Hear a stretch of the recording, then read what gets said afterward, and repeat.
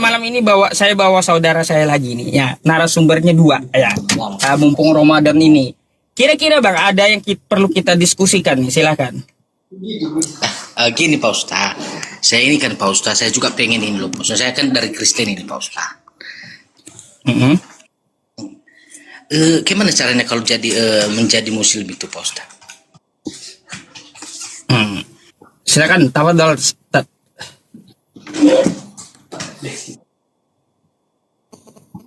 Ya berat ya.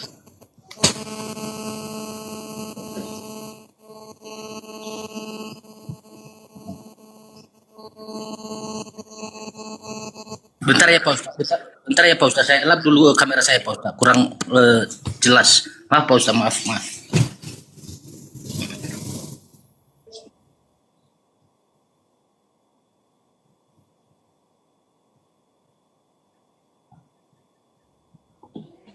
Iya Pak Ustaz. Ya, gini Pak Ustaz, apa aja persyaratan itu Pak Ustaz?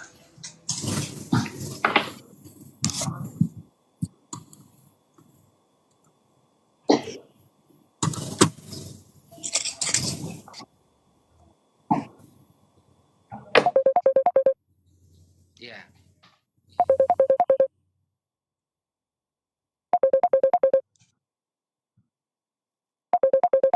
Berarti siapa penyesat itu Pak Ustaz?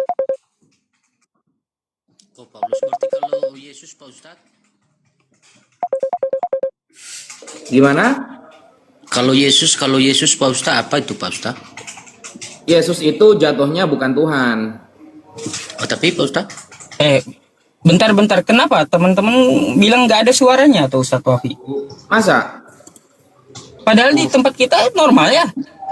Ini mau nyusul Bu. Udah katanya. Aja sekarang dia Iya, jadi banyak keyakinan-keyakinan yang harus Anda tabrak, gitu loh.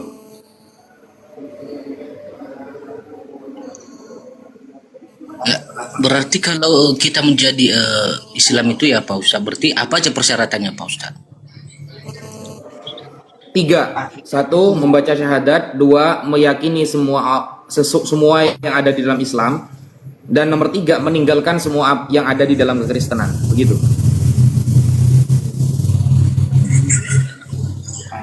Berarti contohnya gini loh Pak Ustaz. Berarti kalau contohnya kita jadi Muslim ini kan Pak Ustaz, apakah semua itu yang yang diperintahkan Muhammad itu apakah kita ikuti Pak Ustaz? Iyalah. Iya ya. Oh gitu ya Pak Ustaz ya. Soalnya ada juga rencana nih, hanya rencana ya. Kalau ada masukan yang lebih tempat sama Pak Ustaz dikasih sama saya, mudah-mudahan lah kan gitu. Abangnya dari mana? Saya dari Nias Pak Ustaz, saya Nias. Oh, Nias itu kan daerah yang mayoritas Kristen kan? Betul Pak Ustaz. Iya. Iya benar. Ada lagi yang mau disampaikan? Ya itulah Pak Ustaz, makanya saya tanya itu kan biar dikasih dikasih semangat lah supaya saya bisa gitu Pak Ustaz. Apalah arah Tausiahin sedikit gitu. Hah? Minta tausiah dia sedikit supaya memantapkan hati ke Islam katanya. Gini Mas, jadi ajaran Islam itu tidak bertentangan dengan akal sehat. Saya ulangi ya, ajaran Islam itu tidak akan pernah bertentangan dengan akal sehat. Berbeda dengan ajaran Kristen ya. Kalau ajaran Kristen banyak dari beberapa ajarannya itu yang bertentangan dengan akal, sehingga Islam tidak boleh mengajarkan seperti itu. Dalam Islam ada istilahnya itu maqasidus syariah, sumber tujuan. Tujuan ajaran-ajaran syariah itu ada. Misalnya di dalam Islam tidak boleh minum khamr. Tidak boleh minum khamr. Kenapa? Khamr itu segala minuman yang memabukkan, itu merusak akal. Seperti sabu-sabu juga, apapun itu. Jadi itu dapat merusak akal. Itu tujuannya. Nah, yang kedua, di dalam Islam itu tidak boleh merendahkan harga diri manusia. Misalnya hifdzul irdi. Makanya seperti ghibah, merendahkan sesama, itu tidak boleh di dalam Islam. Iya. Karena itu menjaga kewibawaan dan menjaga kehormatan seseorang. Jadi tidak boleh kemudian kita menghina sesama, nggak boleh. Itu di dalam Islam. Dan banyak lagi aturan-aturan yang harus sesuai dengan norma-norma akal. Kalau di dalam Kristen misalnya, banyak ajaran itu yang di luar akal, sama sekali nggak masuk akal gitu loh, banyak. Misalnya di dalam Kristen, Anda harus datang ke gereja setiap hari Minggu lalu bernyanyi. Itu nggak masuk akal. Kenapa nggak masuk akal? Karena perintahnya nggak ada. Yesus nggak pernah memerintahkan seperti itu. Iya Pak Ustadz. Iya. Paulus nggak pernah memerintahkan seperti itu. Murid-murid Yesus nggak pernah memerintahkan seperti itu. Lalu teman-teman Kristen datang ke gereja setiap hari Minggu. Itu perintah siapa, kan begitu? Kalau di dalam Islam, kita sholat 5 kali, ada perintahnya. Kita ngadakan maulid Nabi, ada perintahnya. Ada sunnahnya. Kita membaca sholawat, ada perintahnya. Nah, di dalam kekristenan, banyak ajaran itu, perintahnya nggak ada di dalam Bible. Dibuat-buat sendiri. Dibuat-buat sendiri. Sehingga itu ya tidak bisa kita terima di dalam ajaran kekristenan. Saya kira begitu. Oh, ada satu tadi saya tanggapi sedikit Pak Ustadz. Boleh Pak Ustadz? Ya, boleh. Kata Pak Ustadz tadi, kalau kita menjadi Islam itu tidak boleh merendahkan sesama. Sesama itu manusia kan Bang ya? Sesama ya? Iya. Ah, iya ya Bang ya. Tapi dengan kata Abang tadi saya tanggapi di situ, Abang bilang tadi itu ajaran Kristen itu tidak baik. Ada Abang bilang tadi Tidak baik, tidak ada yang memerintahkan. Oh, tidak ada yang memerintahkan. Berarti ajarannya baik, tapi tidak ada yang memerintahkan gitu ya Bang ya? Loh, kalau nggak ada perintahnya ya nggak baik berarti Bang. Oh, berarti jelas lah itu ya tidak baik ya Bang ya? Iya, Yesus nggak pernah nyuruh. Paulus nggak pernah nyuruh. Murid-murid Yesus nggak pernah nyuruh. Lalu dia melakukan sesuatu yang menurut ekspektasi dia. Jadi kalau tidak disuruh oleh orang yang mulia, maka buat apa dia melakukan, kan begitu. Tapi di situ saya senang ini loh Pak Ustadz, saya senang ini karena Pak Ustadz tadi memberi kepada saya sebagai contoh tadi ya, karena Pak Ustadz tadi bilang tidak boleh merendahkan. Tapi dengan perkataan Pak Ustadz tadi itu ajaran siapa itu Kristen itu tidak ada yang memerintahkan. Sama artinya itu tidak baik. Tadi Pak Ustadz ada bilang itu sama saya ya, tapi nggak masalah. Tapi ya mudah-mudahan lah dengan nanti ajaran Pak Ustadz kepada saya, mudah-mudahan saya bisa jadi Muslim ya. Jadi Islam, begini ya. Bang, ajaran yang baik itu ketika ajaran itu dilandasi dari perintah, gitu loh. Misal nih, ada orang mabuk, minum khamr, main judi. Lalu saya mengatakan, Bang, jangan main judi, Bang. Iya. Jangan main judi. Judi itu dilarang. Apa yang tidak baik ini yang main judi apa saya yang melarang? Yang main judi yang salah itu Bang. Nah, gitu. Misalnya ada orang mencuri. Ya, ada orang nih mencuri. Saya mengatakan, saya marah kepada dia. Bang, kamu ini sudah tidak kerja halal, mencuri lagi. Yang salah ini yang saya yang memarahi dia apa yang mencuri? Iya. Kan yang mencuri kan? Nah, Betul. Yesus tidak pernah nyuruh. Murid-muridnya tidak pernah nyuruh. Dia melakukan. Saya mengatakan, Bang, jangan melakukan ini, nggak baik, Bang. Kenapa? Itu tidak pernah diperintahkan oleh orang-orang mulia sebelum kalian. Itu adalah nasihat dari saya agar teman-teman Kristen tahu bahwa beragama itu sesuai aturan. Jangan bikin sendiri, gitu loh. Betul, Pak Ustadz, betul. Gitu.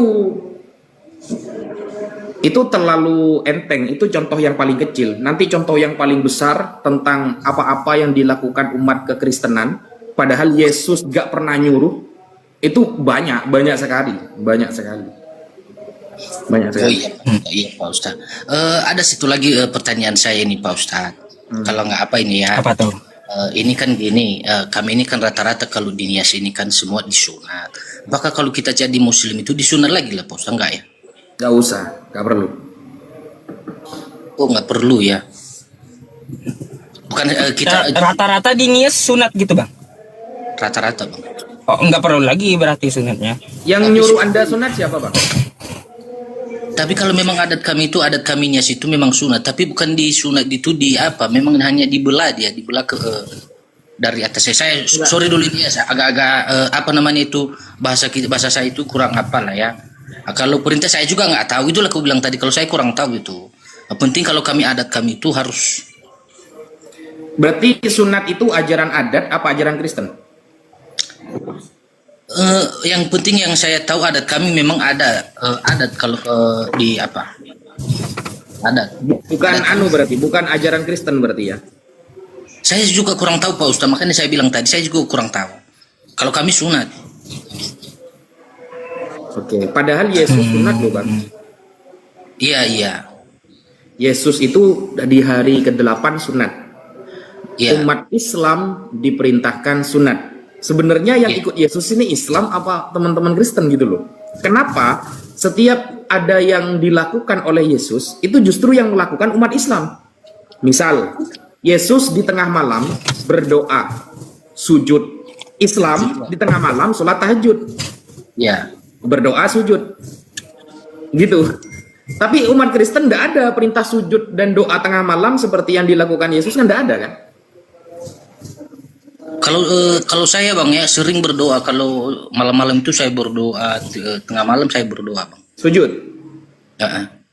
Sujud apa itu? Namanya ritual apa itu namanya? Kalau sujud saya nggak tahu, penting saya berdoa. Kalau malam-malam itu saya minta Tuhan Yesus tolong saya, Tuhan Yesus berikan saya kekuatan dan ampuni segala dosa-dosa saya yang saya lakukan pada hari ini. Seperti itu Pak Ustadz. Misalnya saya nanya ke Abang, Yesus itu Anda anggap Tuhan itu karena apa, Bang? Karena kalau sama kami kan karena diajarkan sama kami itu Yesus itu Tuhan, anak Allah. Kalau sama kami ya, tapi saya nggak tahu bang, kami hanya menjalankan aja. Berarti Abang tidak pernah membuka Alkitab lalu mencari-cari kenapa sih kok dia disebut Tuhan gitu? Nggak pernah. Nggak pernah bang, kalau saya itu saya nggak mau, karena gimana lah bang ya, kita ini nggak punya sekolah ya, kita juga nggak tahu namanya, kita sibuk untuk bekerja bang. Oh, berarti imani gitu aja, imani saja gitu ya. Nah, ya itu makanya. Nah, tapi kalau saya sih sebelum ini saya selalu berdoa kepadanya, ya Tuhan Yesus tolong saya, berkati kerja saya. Tapi sampai sekarang Pak Ustaz, saya ditolong sehat dan Iya. udahlah seperti tubuh saya sekarang lah, kan gitu. Oke. Berarti selama ini Oke lah bang. oke lah Bang. Lanjut, Ustaz. Ada lagi?